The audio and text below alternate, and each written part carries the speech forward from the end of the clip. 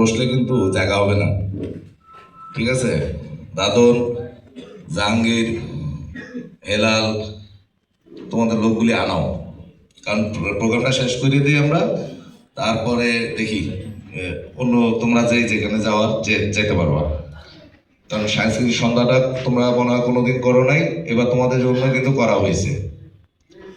তো এই সমিতি ওষুধ বিক্রেতা সমিতির আজকের সম্মানিত সভাপতি, যেটা সাবেকই বলা হয়, কারণ কমিটি মেয়াদ চলে গেলে ওটাকে সাবেক বলাটাই উত্তম। কি বলেন এমপি সাহেব, ঠিক আছে নাকি বাবু ভাই? এখনো আছে? আচ্ছা আছে, আচ্ছা কমিটি আছে তাহলে, আচ্ছা ঠিক আছে। তাহলে ওষুধ বিক্রেতা সমিতির সম্মানিত সভাপতি হাফিজগঞ্জের সিইও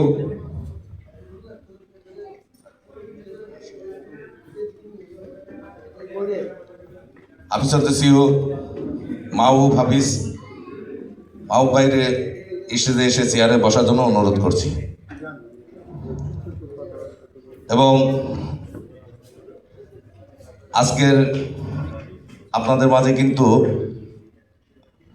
আমাদের একজন সাবেক ছাত্রনেতা, বর্তমান যুব নেতা, ঢাকা মহানগর দক্ষিণের সংগ্রামী যুগ্ম আহ্বায়ক এবং সাবেক VP Bangladesh homeopathic medical college এবং ছাত্রদলের সাবেক সভাপতি শফিকুল আলম নাদিম ভাইকে আমি স্টেজে আসার জন্য অনুরোধ করছি।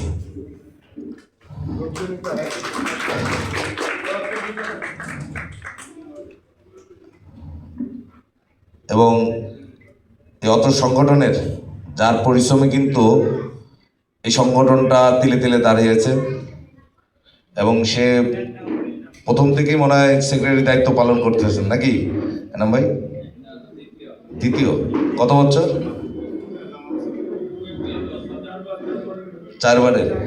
4বারের সাধারণ সম্পাদক এনাম ভাইকে স্টেজে আসার জন্য অনুরোধ করছি। পরিচালনা করার কথা কিন্তু সে, কিন্তু আমি করতেছি শুধু।